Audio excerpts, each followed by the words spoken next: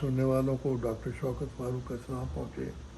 آج ہم شروع کرتے ہیں جہاں پر ہم نے چھوڑا تھا، اور وہ بڑا مشہور شعر تھا کہ جب کہیں انقلاب ہوتا ہے قدرت اللہ شہاب ہوتا ہے۔ اس شعر کا بہت چرچا ہوا اور یہ تاثر دیا گیا کہ وطن عزیز میں انقلاب کی آڑ میں جتنی غیر جمہوری کارروائیاں ہوتی ہی رہی ہیں، ان سب میں میرا کچھ نہ کچھ ہاتھ تھا۔ حقیقت یہ ہے کہ 24 اکتوبر 1994 کو جب گورنر جنرل غلام محمد نے سب سے پہلے اسمبلیاں توڑ کر آمریت کا دور ڈالا، اس وقت میں پنجاب کی صوبائی حکومت کے ماتحت لاہور میں ڈائریکٹریٹ آف انڈسٹریز کے طور پر متعین تھا۔ اس واقعہ کے 7-8 روز بعد مجھے اچانک گورنر جنرل کا سیکرٹری مقرر کر دیا گیا۔ اس کی وجہ مجھے اب تک معلوم نہیں۔ اس وقت تک ملک محمد خان سے میری نہ کوئی ذاتی شناسائی تھی، نہ کوئی رابطہ تھا۔ اکتوبر 1958 میں جب سکندر مرزا اور commander in chief Ayub Khan کا مارشل لا نافذ ہوا، اس وقت 20 ستمبر سے میں جناح ہسپتال میں کراچی میں عارضہ قلب کی علاج کے داخل تھا۔ اکتوبر کے شروع میں ہسپتال سے گھر آ گیا۔ ڈاکٹروں کا حکم تھا کہ مزید 2 ہفتے دفتر نہ جاؤں اور گھر پر ہی مکمل آرام کروں۔ مارشل لگنے کی خبر مجھے پہلی بار کرنل مجید ملک نے رات کے 12 بجے گھر پر ٹیلی فون کر کے سنائی۔ وہ ان دنوں مرکز میں پرنسپل انفارمیشن آفیسر تھے۔ دوسرے ماشاء اللہ کی سازش جنرل محمد یحییٰ اور ان کے ایک مخصوص ٹولے تک محدود ہے۔ پورے 10 روز میں اسلام آباد کے مرکزی سیکریٹریٹ میں بیکار بیٹھا مکھیاں مارتا رہا۔ چند دنوں بعد اس دھاندلی پر ہلکا سا احتجاج کر کے میں بیوی بچے سمیت بیرون ملک چلا گیا اور ملازمت سے استعفیٰ دے گیا۔ تیسرے ماشاء اللہ کے وقت میں اسلام آباد میں گوشہ نشینی کی زندگی کا لطف اٹھا رہا تھا۔ اقتدار میں آنے کے 35 روز بعد مجھے اچانک جنرل ضیاء الحق کی خدمت میں حاضر ہونے کا موقع ملا۔ رمضان شریف کے دن تھے۔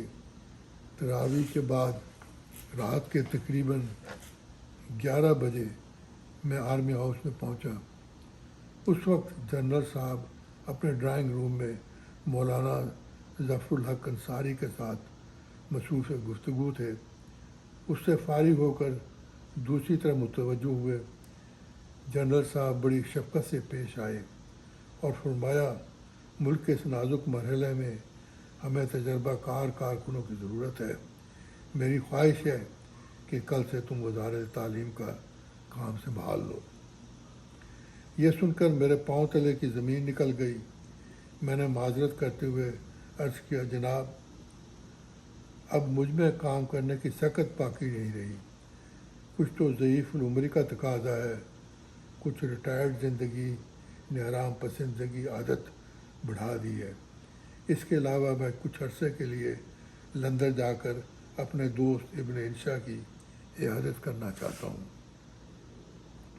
جنرل صاحب مسکرائے اور فرمایا، کوئی بات نہیں، ضرور جاؤ۔ وزارت تعلیم کے سیکریٹری ڈاکٹر محمد اجمل چند روز میں یونیسکو کی کسی تعلیمی کانفرنس کے لیے جنیوا جا رہے ہیں۔ میں تمہیں ان کے ساتھ ایک ڈیلیگیٹ کی حیثیت سے بھیج رہا ہوں۔ وہاں سے لندن بھی ہو آنا، واپسی پر پھر بات ہوگی۔ میں نے اس وقت کو غنیمت سمجھا اور ڈاکٹر اجمل کے ساتھ پہلے جنیوا اور پھر لندن چلا گیا۔ ہم کچھ روز ابن انشا کے ہاں ٹھہر کر واپس اسلام آباد آ گئے۔ میں خوش فہمی میں مبتلا تھا کہ میرے ٹال مٹول پہچان کر اب وزارت تعلیم میں کام کرنے کی بات آئی گئی ہو گئی، لیکن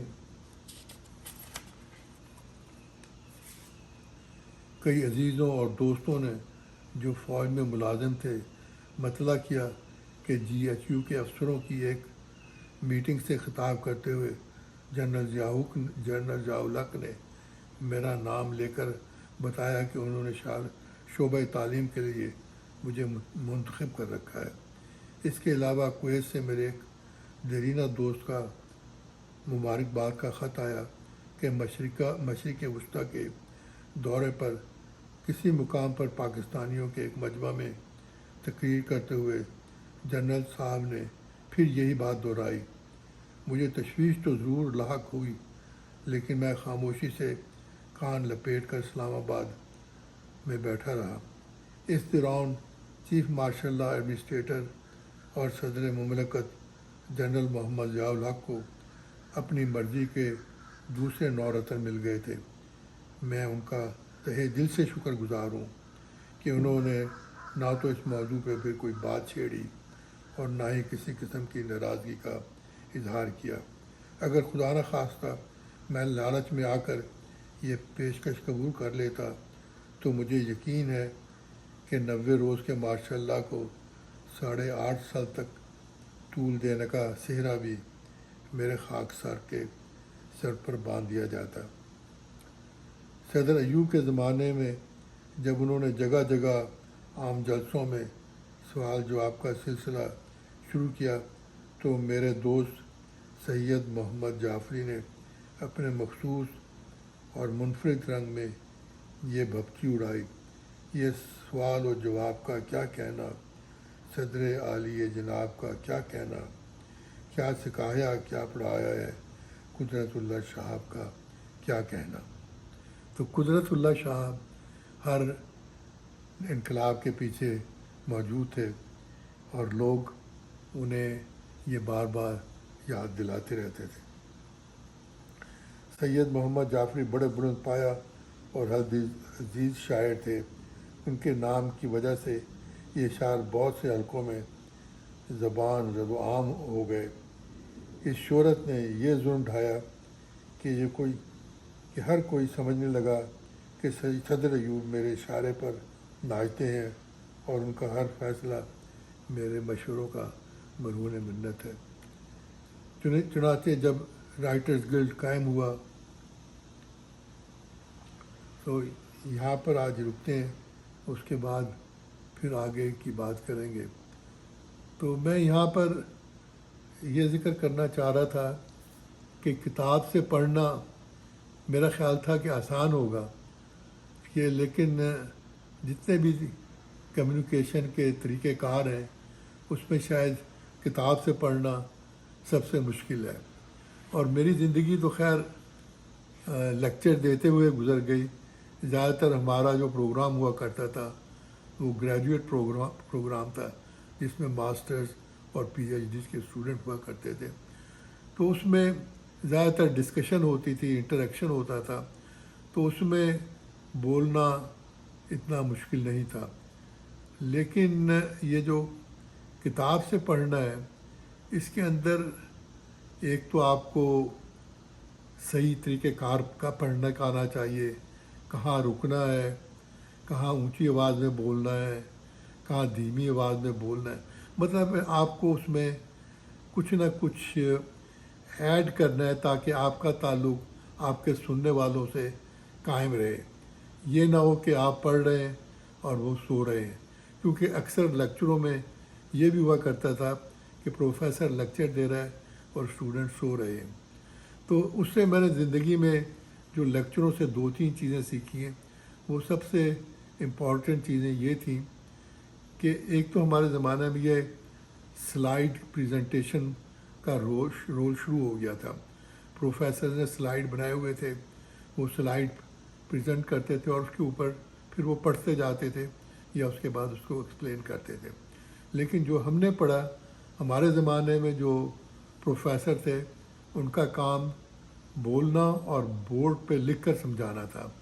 تو یہی طریقہ کار میں نے اپنایا جو میرے نزدیک بہت آسان تھا میرے لیے، اور مجھ پہ عمل کرنا آسان تھا، کیونکہ جب آپ بول رہے ہوتے ہیں اور بولنے میں اور پڑھنے میں بڑا فرق ہے۔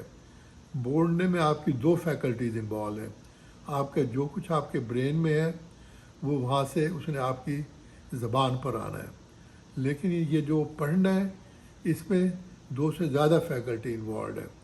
سب سے پہلے آپ نے اس کو دیکھنا ہے، پھر آپ نے اس کو وہ میسیج کو دماغ میں پہنچانا ہے، اس کے بعد اس نے آپ کی زبان پہ آنا ہے. تو کہنے کا مقصد ہے کہ بولنے میں اور پڑھنے میں ایک سٹیپ زیادہ ایڈ ہو جاتا ہے. تو جس کو پبلک میں پڑھنے کی عادت نہ ہو تو اس کو بہت مشکل پیش آتی ہے. تو یہ میرا تمام ینگ جنریشن کو ایک میسیج ہے، خاص کر کمیونیکیشن بہتر کرنے کے لیے، کہ آپ جو کتاب ہے اس کو اونچا پڑھیں تاکہ آپ کو پڑھنے کی جو ہے وہ آپ کے پڑھنے کا طریقہ بہتر ہو، آپ کی اردو یا انگلش تلفظ بہتر ہو. کیونکہ زبانی بولتے ہوئے تو سب کچھ چل جاتا ہے، لیکن جب آپ پڑھ رہے ہوں تو اس میں یہ ساری چیزیں کاؤنٹ کرتی ہیں کہ آپ نے کہاں رکنا ہے، کہاں زیادہ رکنا ہے، کہاں بولنا ہے، کہاں اونچی آواز میں پڑھنا ہے، کہاں نیچے ہلکی آواز میں، تاکہ وہ آپ کا کنیکشن جو ہے وہ آپ کے سننے والوں کے ساتھ قائم رہے.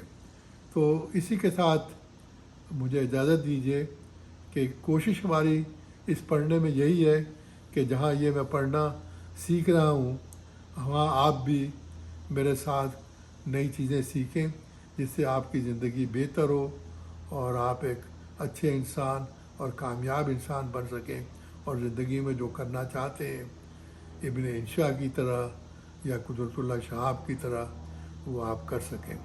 تو اسی کے ساتھ مجھے اجازت دیجیے، لیکن اس سے پہلے اجازت سے میں آپ کو یہ ریمائنڈر ضرور کروں گا کہ آپ نے اس انفارمیشن کو، اس چینل کو سبسکرائب کرنا ہے، تاکہ یہ جو بھی ہم روزانہ ایک نیا پروگرام بنا رہے ہیں وہ آپ تک پہنچے اور آپ اس کو سنیں اور دوسرے اپنے بہن بھائیوں یا دوستوں تک پہنچائیں، تاکہ علم جو ہے، جو اصل فارم میں جس کو کہتے ہیں، وہ تمام ینگ جنریشن تک پہنچے، بجائے یہ جو شام کے الٹے سیدھے سیاسی پروگرام ہوتے ہیں، یا وہ بھی ایک لت ہوتی ہے سننے کی.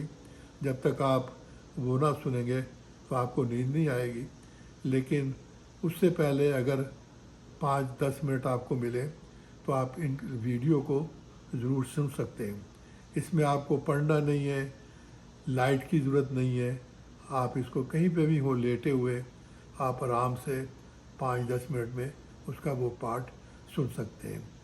تو اسی کے ساتھ مجھے اجازت دیجیے، انشاءاللہ آپ سے پھر ملاقات ہوگی. اللہ حافظ.